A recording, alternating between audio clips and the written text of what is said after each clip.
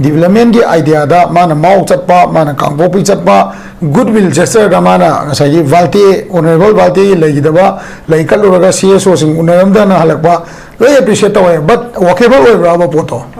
haibdi workable oibra haibe atadi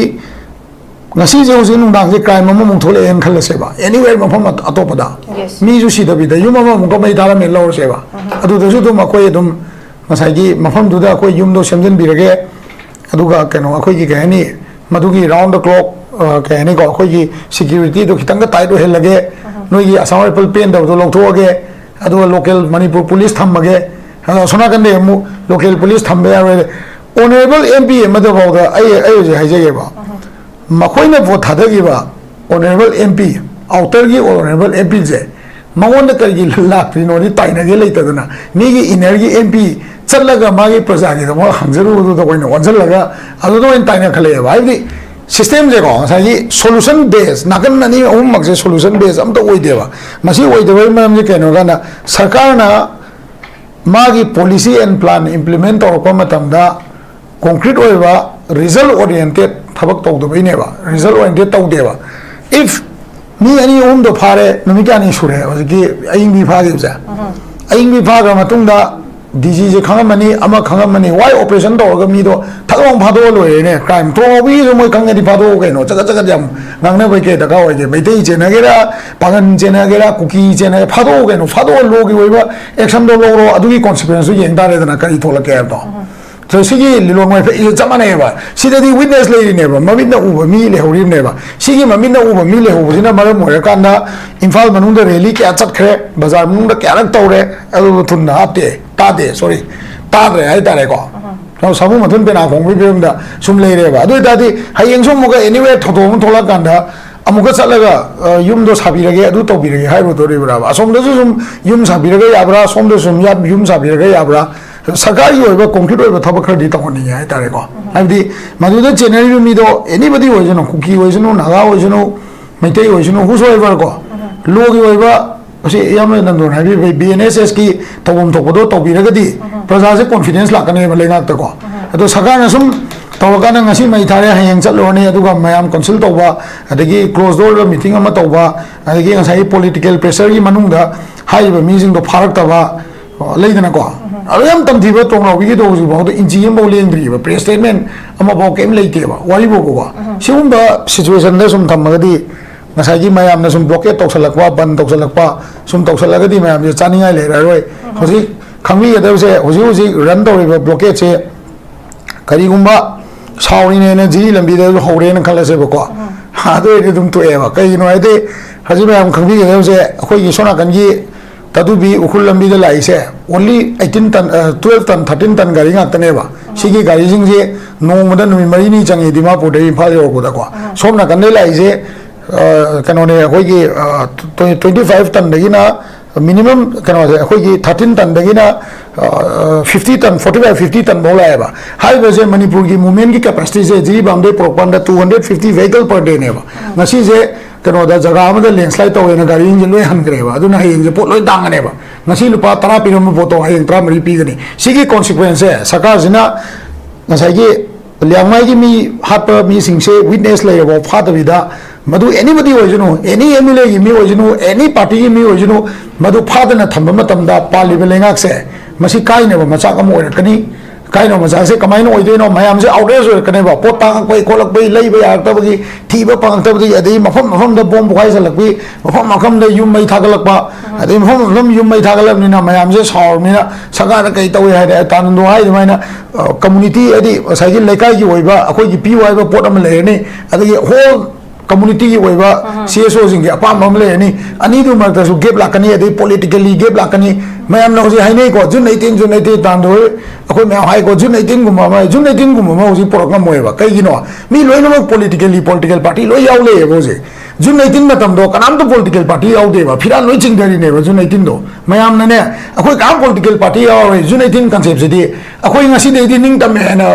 फिर पाएगा चप्पन मिनेगा जो 19 है पॉलिटिकल पार्टी का हम याव देवा सीधी everybody is a political party that involved to organ CS or the labor me kunha jina is decent to orga manipur miyam gi apam je move to orga labor newa sigi kenal je si jina karina ro lengak se 2023 gi May gi tang ahum dagina ngasi bausida governor jumai mamang palam CM jumai hoji gi jumai alum kesu tawroida akoi BJP gi mi myam lengdan leirisibu haiba concept man mam yauriba si concept je kuina thambigino ba akoi ngasai gi mase sincere appeal ne ai tare ko result oriented oiba thabak kra tawsi paisa thadaraga yum sabiba ka kana yaroi ngasai gi manipur haibse ngasai gi leima khongdu gi kilometer kaya chalaga chingi boundary bo manipur ne ba sigi mai thaba khudingi buffer zone je reinstigate tawba sibai sinba adai sibai silaga mai thararoi na khalan bagi concept se sum lei bata agadi akoina pamiba apun magi pandam hai tare ko si sumang bangam moi aduga illegal immigrant na akoi de namdare khothare su 2008 ki sidagi tawraga thola ini ga je si concept je akoina pam su da ta roi ko si ta dana ba lengak sina honarira natraga sedari policy na tawira anto 7 ki incident se akoi myamam nei ner la e praja gi myam mai kai digi pen da myamam phongdor e security gi khoi gi yam line khoi gi mitmang ga thohan gi be thodok si yam pen da phongdo e aduga mi sing do faga da haibna chingba aduga yum sing du da mai tha ki ba myamam serious question myamam lai hai tare pen da myam lengak ta pukhal e masigi matung ina prajamia ma thangali be demand sing si chief minister na fulfill to honi haina high perform jima leire adu kadai pho fulfill to holak pa amasung si fulfill to holak pasina justice cp na ba sig irang se makha thana amuk tholak tana be changsi lakpa du gumba effective oiba lambi amani haina su yengba yabra punna haiter overall kamain thambi ningu ja amtang an biro high की demand अयाबन security arrangement मतंगनी थांगलिब demand मंगा से अखोगी खुंजा सिंगिन हाइदे chief minister मसिदा चपचान थाजब पिरमे थबक तो ओंथोकनीना अदुना हाइदिब खोंथांग सिंगसिना पाइखलाइबसिना अमुखना अखोगी सिगुम्बा पामदब incident सिंगी थोक्तनबा नत्रे हाइरकांदा मांग ताख्रिबा दुम यामना पामिबा justice अचुंबा खतंग पिननबा सिगुम्बा से याद अखोगी प्रजाना पामे demand हाइतारे negative positively खरा चंगसिलप लंबिउना दुना उ येंगबा याब्रा सि कमाइन थंबिनिंग जा मसे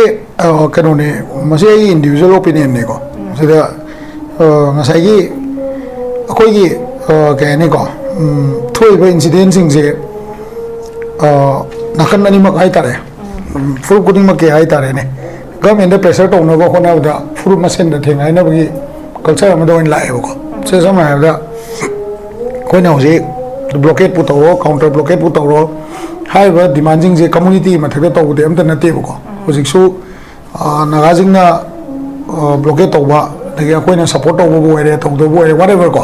हाइबा ब्लॉकेट से सरकार न मथौ पांथोक पंगमदबदगी तौबने हाइदारे को सरकार तौबने बसे को असेंबली सरकार की मेकानिज्म दो नोइना मथौ पांथोक पंगमदबनिना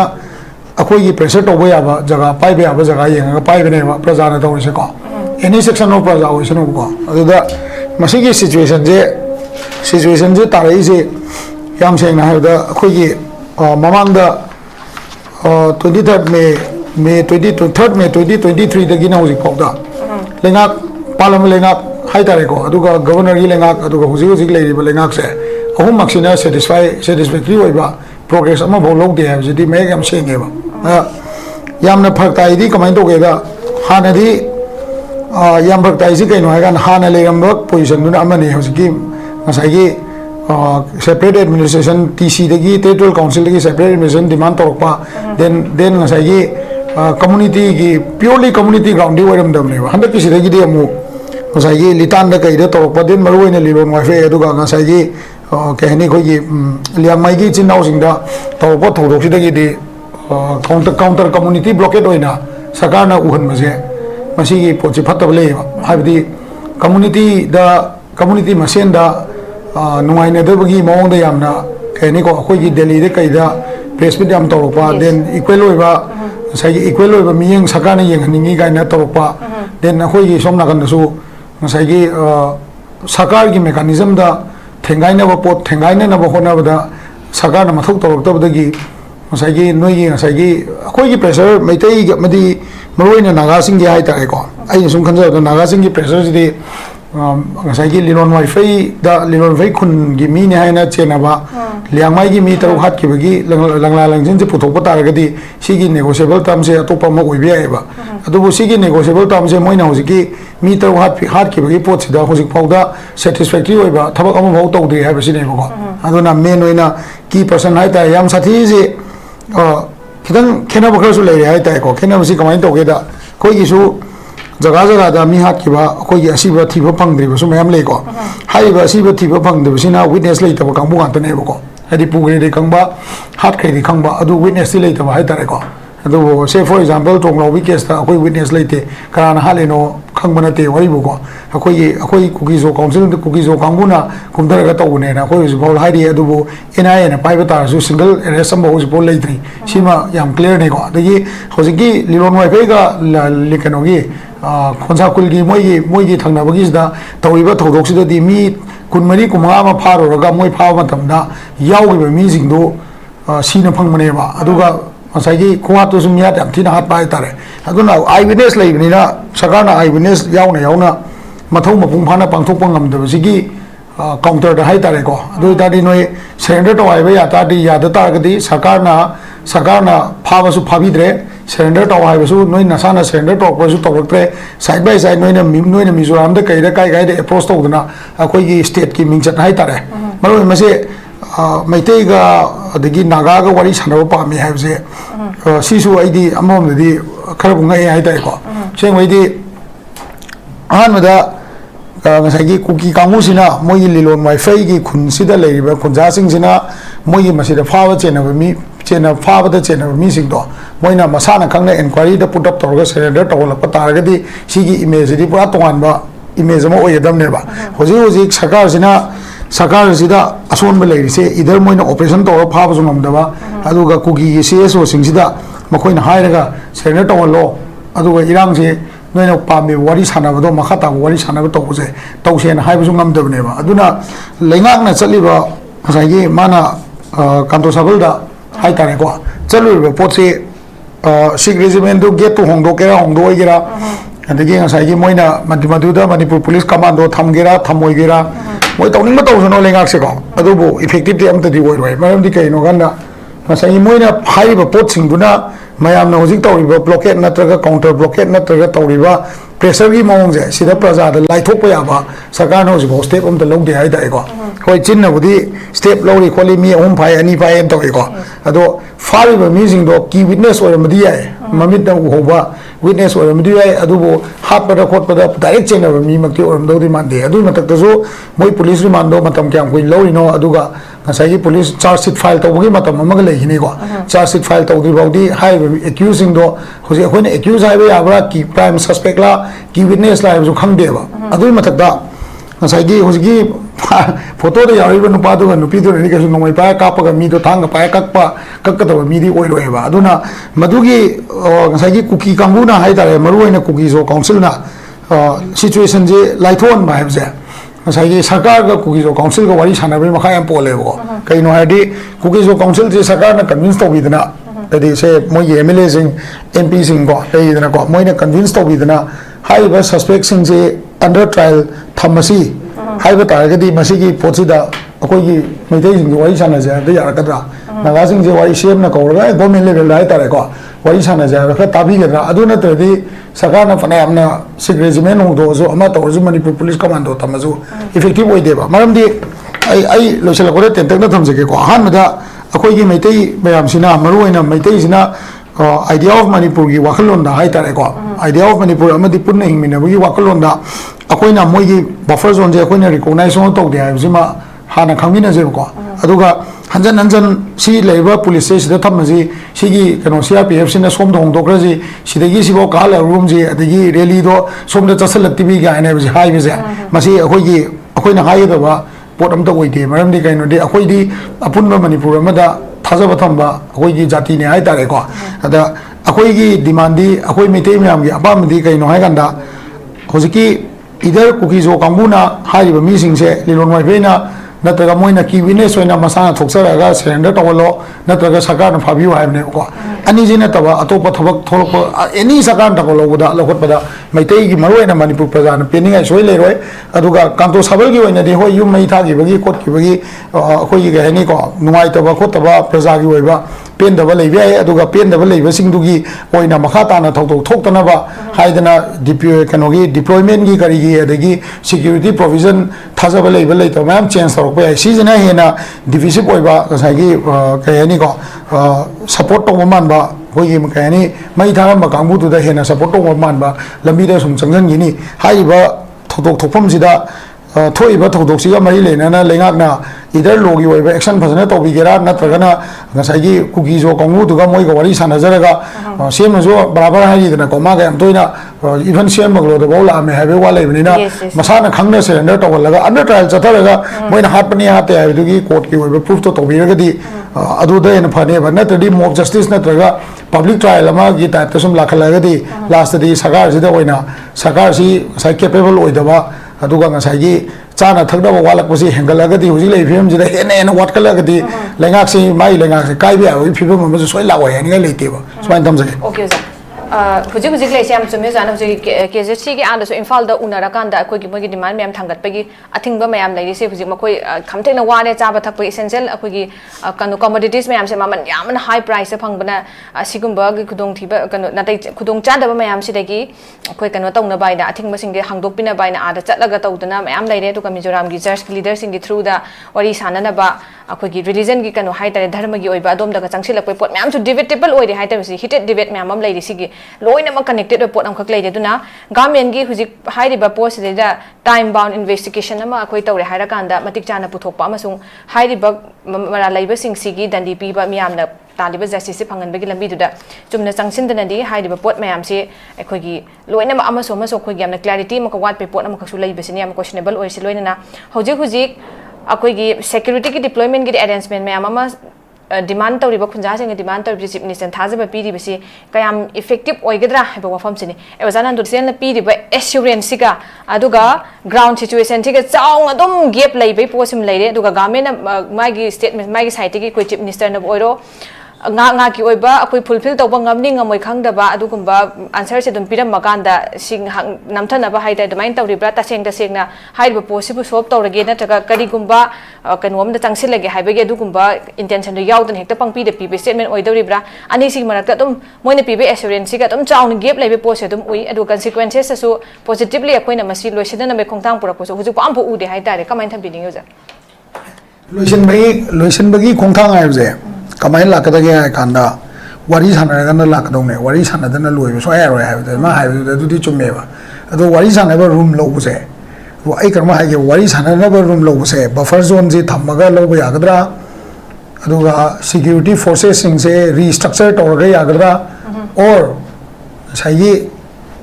नाकन नाकन हाइदे नाकन नाकन हाइदे क्राइम तौरमिबा मी सिंग दुबु बुक तौरगन यागद्रा समना हाबदको से हौरकबदे दम हाइजेबा अखोय हुजिकसे लेंगमाई खक्तगी दा सुम नैना लेरगदी को कांसेप्ट से अमा मुक सखी तवेबा वारिबु को हुजिक हुजिकी यामना प्रेशर लेबा पोती लेंगमाई की इचिन नाउ तरु हात की भइजिने हाबजि चुमेबा अदुगा सिगी हात की भइजि विथ विटनेस ने हाबजि चुमेबा विथ विटनेस ने को हाबदि हुजिकी लेंगमाई इचिन नाउ खरना उहोबा मीसिंग यावरे ना कपगा सेमनबो तम्मे हाबजे मसामंगना हाइजरिमने बसे फंक्शन मैम दको अदु व्हाई नॉट एडिक्वेट ओइबा स्टेप लखोट पंगमद्रिजे कदाइदा बाइंडिंग लेरि नो हाबजे सिदि माना ngमोइदो ओइतागदि प्रजा मियाम दा मेक सेंगना सय जगह सिमदि आइन दिल्ली दा हाय ताद्रे हाय तादे अखोय म्याम मानरगा चटमिना म खोंथांग म चटमिना म चंगेबा आइ हाइजे को प्रजा गा मानदब यादो मतंग अम लायबा सिगी मतंग सि लाकामदनेबा अखोयना थमजंगिजे को से दोलाई ताबिगी आयो को दोलाई ताबिगी लेरंबा जगह देन इंगो की लौथोकिबा देन अदगी कनोगी अतोपा यूनिलेफ की केम लौथोकिबा सिगे जगह सिंजे लीगली लौथोकने मोइना इलीगल केम ने ना मोइना हाइजे को मोइ लौथोकपिरे को लौथोकांदा आईआरबी थंबिरे यारे लोइमग यारेबा अखोई पांडम जे अखोई मणिपुर की प्रजाना पामी पोचे अखोई जे हाइबा लेइबा सिचुएशन जिदा ग्रुप अमना तोवान लेबा ग्रुप अमना तोवान लेबा मयाइदे ग्रुप मरी मंगाना अखोई दे पैसा खाइबा अदुगा अखोई जे याम हैंडीकैप होइना अखोई इसा इशुगसे लाइक तम खंगदबिदा लेदना को हापुनाई की टाइप दा अखोई जे अखोई सुगुम बसी तंग नुंति की नैनरगा सुगुम बसी तंग दा अखोई सोगा लेबसे मसीगी सिस्टम से कनाना पुरगा लाइनो मे 2023 दगी कनाना पुरगा सी सिस्टम जे सिदा तारैनो हुजिक फाउदा anywhere chapra matamda anywhere irang thokpada buffer zone da adu thamgre central force to lokthokre central force to pure kano state force thamani IRB thamani Asia PF oina thamani asam rifle lokthokre ki oiba thabak ama bo 2000 kano dagi 17 ne ngani BJP palai ja 2017 18 sai dagi na hojik phawsida maroina 2023 dagi di hojik phawsida ki oiba thabak ama bo moi tawdri ba ko tawson tawdri ba sigi paliba chief minister sina development perspective hojik paliba lengak sina development gi idea da mana mau chatpa mana kangpopi chatpa goodwill gesture da mana ngasai valti honorable valti legidaba laikaluraga CSO sing unaramda na halakpa loi appreciate tawe but workable oibra ba poto haibdi workable oibra haibe atadi ngasi je hojik nungdang je crime mama mung thole en khalase ba anywhere mafam atopada mi ju si dabi da yum mama mung ko mai dara me law se ba adu da ju dum akoi dum ngasai gi mafam du da akoi yum do semjen birage aduga keno akoi gi gani madugi round the clock kani ko akoi gi security do khitang ka tai do helage noi gi asam rifle pen do lok thoge adu local manipur police thammage sona kan de mu local police thambe honorable MP madu ba da ai je haije ge ba makoina vote thadagiba honorable MP outer gi honorable MP je mangon da gi lak pri no ni taina ge leita dana mi gi energy MP challaga magi praja gi mo hangjaru do da koina wanjal laga adu do taina khale ba ai system je ko sa gi solution based nakan nani um mak je solution based am to oi deba masi oi deba mam je keno gana sarkar na magi policy and plan implement or ko matam da concrete oi ba result oriented thabak tawdbai neba result oriented tawdeba if mi ani do phare numikani sure hojiki aing bi phage ja aing bi phaga matungda DG je khangamani ama khangamani why operation to mi do thagong phado loe ne crime to bi so moi khangani phado ke no chaga chaga jam ngang na bai ke daga oi je bai dei je na gera pagan je na gera kuki je na phado ke no phado lo gi oi ba action do lo ro adu gi consequence yeng da re na kari thola ke to so sigi lilo mai fe jamane ba sida di witness lady ne ba mamit na uba mi le horim ne ba sigi mamit na uba mi le ho sina mara mo ya kan da imphal manung da rally kya chat khre bazar manung da kya rak tawre adu thun na apte ta de sorry ta re ai ta re ko so sabu mathun pe na khong bi bi da sum le re ba adu da di hayeng sum mo ga anywhere thodom thola kan da amuka chalaga yum do sabi rage adu to bi rage hai ro do re bra ba som do sum yum sabi rage ya bra som do sum yum sabi rage ya bra sarkari oiba concrete oiba thabak khadi tawni ya tare ko haibdi maduda generally mi do anybody oijano kuki oijano naga oijano maitai oijano who so ever ko logi oiba ase yamna nandon haibi BNSS ki tawum thokdo tawbiragadi praja se confidence lakane malenga ta ko ado sarkar sum tawakana ngasi mai thare hayeng chatlone aduga mayam consult tawba adagi close door meeting ama tawba adagi ngasai political pressure gi manungda haiba meeting do pharak taba leidana ko ayam tamthiba tonglaw gi do ju ba do inji mo lengri ba press statement ama ba kem leite ba wari bo ko sium ba situation da sum thamagadi ngasai gi mayam na sum blockade toksalakwa ban toksalakwa sum toksalagadi mayam je chaningai le ra roi hoji khangmi ya da se hoji run do ba blockade se kari gumba sauri ne ji lambi da hore na khala se ba ko ha do ri dum to e ba kai no ai de haji mayam khangmi ya da se khoi gi sona kan gi tadubi ukhul lambi da lai se only 18 ton 12 ton 13 ton gari ngak tane ba sigi gari jing je nong da numi mari ni changi dimapur dei phal yo ko da ko somna kan dei lai je kanone hoi gi 25 ton da gina minimum kanone hoi gi 13 ton da gina 50 ton 45 50 ton bola ba hai ba je manipur gi movement gi capacity je ji bamde propanda 250 vehicle per day ne ba ngasi je kano da jaga amada landslide to ena gari engine loi hangre ba aduna hayeng je pot loi dangane ba ngasi lupa 10 piram boto hayeng 30 pi gani sigi consequence sarkar jina ngasai gi liangmai gi mi hat mi singse witness lai ba phata vida madu anybody ojunu any MLA gi mi ojunu any party gi mi ojunu madu phata na thamba matam da pali belengak se masi kai ne ba macha kam oi kani kai no macha se kamai no oi de no mayam se outrage oi kane ba pota pai kolak pai lai ba yak ta ba gi thi ba pang ta ba gi adi mafam da bomb khai salak bi mafam da yum mai thagalak ba adi mafam yum mai thagalak ni na mayam se saur ni na saga da kai tawi hai da tan do hai mai na community adi sai gi lekai gi oi ba akoi gi pi wai ba pot am le ni adi whole community ki oiba CSO Singgi Apamba le ni ani du mar su gap lakani adi politically gap lakani mayam na hoji hainai ko June 18 tan do akoi ma hai ko June 18 guma ma June 18 guma ma hoji program moiba kai gi no mi loi no political party loi yaw le bo je June 18 matam do kanam to political party yaw de ba phira loi ching dari ne ba June 18 do mayam na ne akoi kam political party yaw June 18 concept se di akoi ngasi de di ning tam na phiran ba ga chak panu mi ne ba June 18 hai je political party kam yaw de ba cd everybody is a political party that involved to kan da CSO de le ba mi kun tha jena education to ga manipur miyam gi apam je move to le ba ne ba sigi kenal je si jena kari na ro lengak se 2023 gi me gi tang hum da gi na ngasi ba usida governor ju mai mamang palam CM ju mai hoji gi ju mai alum kesu to ro da akoi BJP gi mi myam leng den le ji bu hai ba concept man mam yaw ri ba si concept je kuin na thambi no ba akoi ngasai gi mase sincere appeal ne ai ta re ko result oriented oi ba thabak kra to si paisa tha da ga yum sabi ba ka kana yaroi ngasai gi manipur hai bu je ngasai gi leimu gong du gi kilometer kaya chalaga chingi boundary bo manipur ne ba sigi mai tha ba khuding gi buffer zone je reinstigate to ba sipai sin ba adi sipai sil laga mai thara roi na khalan bagi concept se sum lei ba ta ga di akoi na pami ba apun magi pandam hai ta re ko si sumang bangam moi adu ga illegal immigrant na akoi de namdar e khothar e su 2008 ki sidagi tawga thole ini ga je si concept se akoi na pami su ta ta roi ba ko si ta dana ba lengak sina honari ra na traga sedari policy na tawira sida am clear wai ba vision na change ne isman dam je okay za yam pasan thambi re za na hoji ki se akoi gi lei di ba post stage da liang mai gi mi hat pagi si sidagi ne hujik lai si yamna ko bari mani sum lak tana hujik si kanpur saban gi mai tha bai pom recently thoklei bi incident is de laide ana witness laide du phobo game na hujik phadok pi re haira kan da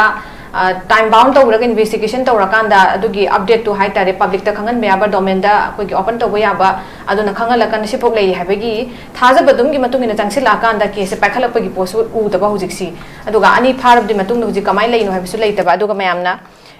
एकदम फाबे अब लिट लेरब हाइटर eye witness and लिट लेरब पोसे फाब यादना सुम असि डिलीट तो हलगा असि लेरिब पोसे करी किन बहंग सुम हंगे अदुगा चैरक असिदा अमुक अखोगी लेरिबा मासा अमु लोंथोरि बेसिगे खोइसाउंद्र मियामदन हुजिक लंबी थिंजिलक्रे सोमदा चान थकना फंगद्रे वारे हाइना अमु कदोबा अखोगी केजेट सिना अमु आदा सेंटर दा चला कांदा अमु अखोगी नैरेटिव अमा हाइतारे मोगी अवा अना तारे अदुगा मोगी डिमांड सिंग इवन मोई वरी साननबगी पोट पोबा कोई कम्युनिटी अहुम जे हाइतारे अदुगी पोट पो मोय असिदे पुथोकपै वफम जे समाय लेरे सिफोगी अमु स्टेप अमा नैरेटिव अमु सागतपै पोसे लेरे सोना कंदा लाइबा अखोगी तोंगान तोंगान बा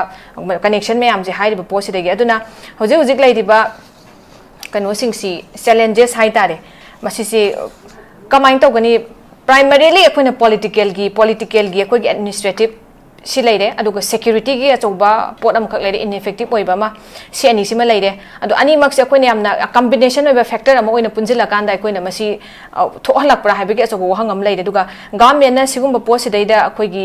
kaidobei da makta magi response amna weak oina piba adagi proactive oina piba ngam dabno habi gi wahang chu chaung lai hai tare aduga ibajan